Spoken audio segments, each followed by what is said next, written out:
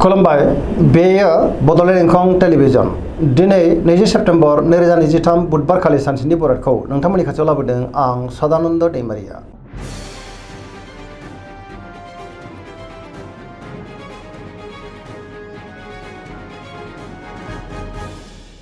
सिगां फरायनो लादों मेष राशि गिबि हांखो अ ल दिनैनि साना जोबोद मोजां।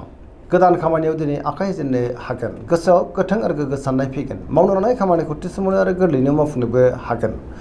गोसोनि साननायफ्रा दिनै मोगथाङाव जाफुंनोबो हागौ। देहाया दिनै मोजाङैनो थागोन। बहानिफ्रायबा मोजां खौरां फैनोबो हागौ।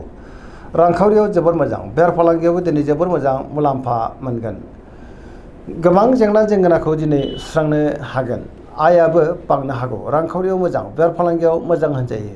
सोरबा लोगोनिफ्राय दिनै मोजां खौरां मोननोबो हागौ। न'खराव बिसि फिसायनि गेजेराव अननानै फैगोन। गोसोआ दिनै जोबोर खुसि जागोन। धोरोमारि बिथिङावबो दिनै गोसो दुंखांनो हागौ। गोसोनि बोलोआ बांगोन। समाजाव बयजोंबो मान होजागोन। सेंग्रा सिख्लाफ्रा गावबा गावनि गोसोनि साननायखौ फोरमायलायनो हागोन। पजिटिभ एनार्जिनि गोहोम गोग्लैनोबो हागौ।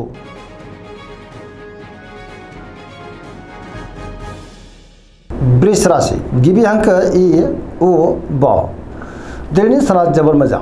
गोदान थांखि लानो रोंगोन। सेंग्रा सिख्लाफ्रा जोबोर रमान्टिक जागोन। गावबा गावनि गोसोनि साननायखौ फोरमायलायनोबो हागोन। जेरावबो जाफुंसारगोन। गुबुनजों दिनै मोजां सोमोन्दो लाखिनोबो रोंगोन। गोसोआ जोबोर खुसि जागोन। गोसोनि बोलोआ दिनै बांनो हागौ। मावनो लानाय खामानिखौ थिसननो आरो गोरलैयैनो मावफुंनो हानानै गोसोआ दिनै जोबोर गोजोनगोन। समाजाव बयजोंबो मान होजागोन। रांखावरियाव मोजां। बेफार फालांगियावबो मोजां होनजायो। गोबां मोजां खाबुबो दिनै मोननो हागौ। न'खराव बिसि फिसायनि गेजेराव अननानै फैगोन। बिदा फंबायनिफ्राय थोजासे हेफाजाबबो मोननो हागौ। देहाया दिनै मोजाङैनो थागोन। गुबुननिफ्राय थोजासे हेफाजाबबो मोननो हागौ। जायखि खामानि मावा मानो मोनफ्रोमबो खामानिखौनो दिनै गोरलैयैनो मावफुंलांनो हागोन आरो पजिटिभ एनार्जिनि गोहोम गोग्लैगोन।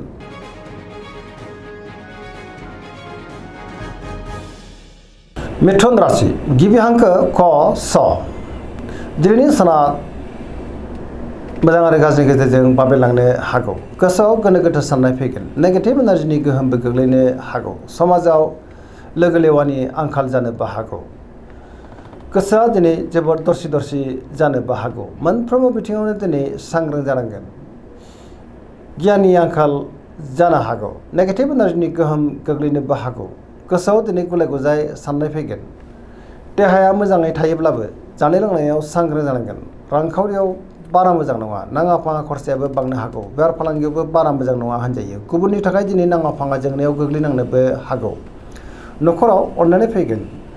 गोसोनि बोलोआ अब्लाबो नाथाय लोरबां जानो हागौ। मावनो लानाय खामानिखौ मावफुंनायाव गोब्राब जागोन। सोरबा लोगोनिफ्राय हरखाबै गाज्रि खौरांबो मोननो हागौ आरो नेगेटिभ एनार्जिनि गोहोम गोग्लैनोबो हागौ।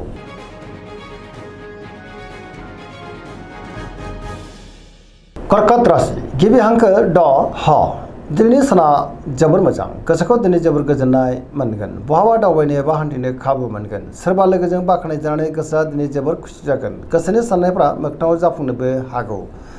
गोसोआव दिनै पजिटिभ साननाय फैगोन। गोथों आरो गोग्गो साननो रोंगोन। गियाननि आंखाल जानाय नङा। गावनि गोसोनि साननायखौ दिनै गुबुननो फोरमायनोबो हागोन। रांखावरियाव जोबोर मोजां। बेफार फालांगियावबो दिनै जोबोर मोजां मुलाम्फा मोनगोन। सोरबा लोगोनिफ्राय मोजां खौरां मोननोबो हागौ। न'खराव दिनै अननानै फैगोन। समाजाव बयजोंबो मान होजागोन। देहाया मोजाङै थागोन। गुबुननिफ्राय थोजासे हेफाजाब मोननो हागोन। फरायसाफ्रा दिनै फरायनायाव गोसो दुंखांगोन आरो मोजां फिथाइ मोननोबो हागोन। पजिटिभ एनार्जिनि गोहोम गोग्लैगोन। सेंग्रा सिख्लाफ्रा जोबोर खुसि जागोन आरो गावबा गावनि गोसोनि साननायखौ फोरमायलायनोबो हागोन।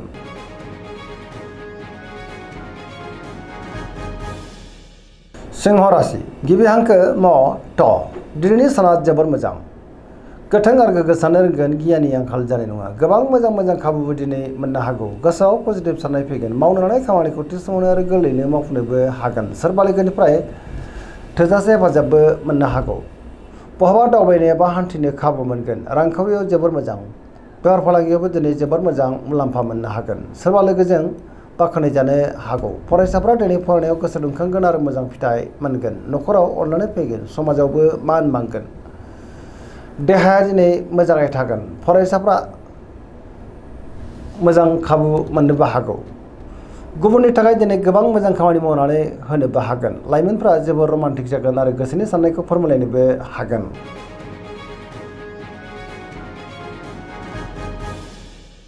कन्या राशि गिबि हांखो प ट दिनैनि साना मोजां आरो गाज्रि गेजेरजों बाबेलांनो हागौ गोसोआव गोनो गोथो साननाय फैगोन गियाननि आंखाल जानोबो हागौ बयजोंबो गोरोबनो गोब्राब जागोन गोसोआव गोथों आरो गोग्गो साननो रोंनाय नङा सोरजोंबा रायखोमा जानोबो हागौ रांखावरियाव मोजां अब्लाबो नाथाय खरसाया बांनो हागौ बेफार फालांगियाव मोजां होनजायो देहाया दिनै मोजाङैनो थागोन गोबां मुंदांखा सुबुंजों दिनै लोगो मोनज्लायनोबो हागौ न'खराव अननानै फैगोन गोबां खामानियाव दिनै मुखुबबो थागोन गोसोआ जोबोर रमान्टिकबो जानो हागौ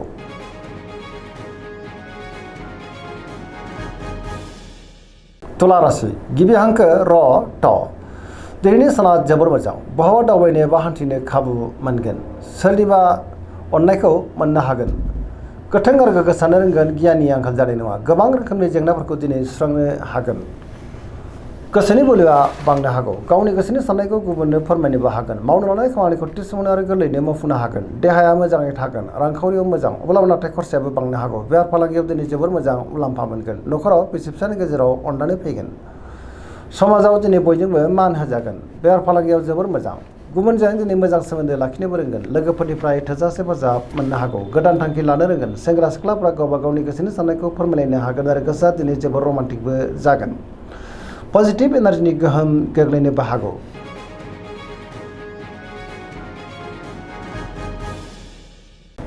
वृश्चिक राशि गिबि हांखो न स दिनैनि साना मोजां आरो गाज्रिनि गेजेरजों बाबेलांनो हागौ बयजोंबो गोरोबनो गोब्राब जागोन गुबुननि थाखाय नाङा फाङा जेंनायाव गोग्लैनांनोबो हागौ नेगेटिभ एनार्जिनि गोहोम गोग्लैगोन गोसोआव गोनो गोथो साननाय फैगोन समाजाव लोगो लेवा बांगोन मावनो लानाय खामानिखौ मावफुंनो हायोब्लाबो माबा नङा माबा मोनसे गोरोन्थिबो जालांनो हागौ गुबुननिफ्राय दिनै थोजासे हेफाजाबबो मोननो हागौ गोसोनि साननायफ्रा नाथाय अब्लाबो देबर नांनोबो हागौ गोसोनि बोलोआबो दिनै लोरबां जागोन समाजाव मान मोननो हागोन न'खराव अननानै फैगोन रांखावरियाव दिनै बारा मोजां नङा नाङा फाङा खरसाया बांनो हागौ बेफार फालांगियाव बारा मोजां नङा होनजायो गुबुननिफ्राय हेफाजाब लानांनोबो हागौ फरायसाफ्रा दिनै फरायनायाव गोसो दुंखांगोन आरो मोजां फिथाइ मोननोबो हागोन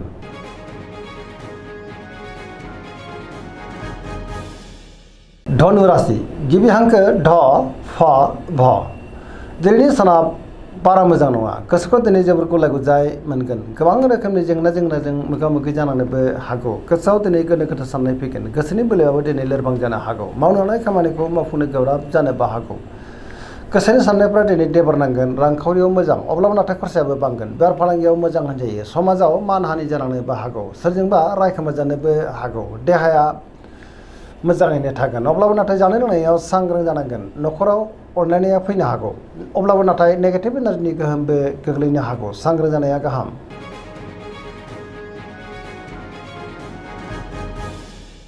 मकर राशि गिबि हांखो ख ज दिनैनि साना जोबोर मोजां गोसोनि साननायफ्रा मोगथाङाव जाफुंनोबो हागौ गोथों आरो गोग्गो साननो रोंगोन गियाननि आंखाल जानाय नङा गोबां मोजां खाबुबो दिनै मोननो हागौ सुथुरखौ गोरलैयैनो फेजेननो हागोन गोसोनि साननायफ्रा मोगथाङाव जाफुंनो हागौ मावनो लानाय खामानिखौ थि समावनो आरो गोरलैयैनो मावफुंनोबो हागोन रांखावरियाव मोजां बेफार फालांगियावबो मोजां होनजायो गोबां मोजां खाबुबो दिनै मोननो हागौ गुबुनजों मोजां सोमोन्दो लाखिनोबो रोंगोन गोदान खामानियावबो दिनै आखाइ होजेननो हागोन बिदा फंबायनिफ्राय थोजासे हेफाजाब मोनगोन बिसि फिसायनि गेजेराव मोजां सोमोन्दो थागोन सेंग्रा सिख्लाफ्रा जोबोर रमान्टिक जागोन आरो गावबा गावनि गोसोनि साननायखौ फोरमायलायनोबो हागोन पजिटिभ एनार्जिनि गोहोम गोग्लैनोबो हागौ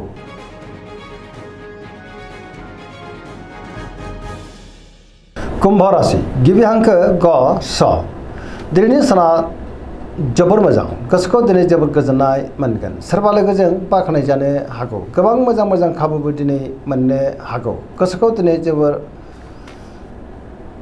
गोजोननाय मोनगोन मावनो लानाय खामानिखौ थि समावनो आरो गोरलैयैनो मावफुंनोबो हागोन सोरबा लोगोनिफ्राय मोजां खौरां मोननोबो हागौ समाजाव मान मोनगोन गोबां मुंदांखा सुबुंजों दिनै लोगो मोनज्लायनोबो हागौ रांखावरियाव जोबोर मोजां अब्लाबो नाथाय खरसायाबो बांनो हागौ बेफार फालांगियाव जोबोर मोजां मुलाम्फा मोनगोन देहाया दिनै मोजाङैनो थागोन अब्लाबो नाथाय जानाय लोंनायाव सांग्रां जानांगोन गुबुननिफ्राय हेफाजाब मोननो गोब्राब जानोबो हागौ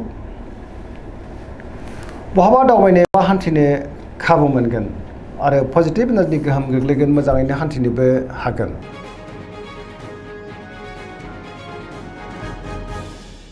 मीन राशि गिबि हांखो ड स दिनैनि साना मोजां आरो गाज्रिनि गेजेरजों बाबेलांनो हागौ। गोसोआव गोनो गोथो साननाय फैनोबो हागौ। गुबुननि थाखाय नाङा फाङा जेंनायाव गोग्लैनांनोबो हागौ।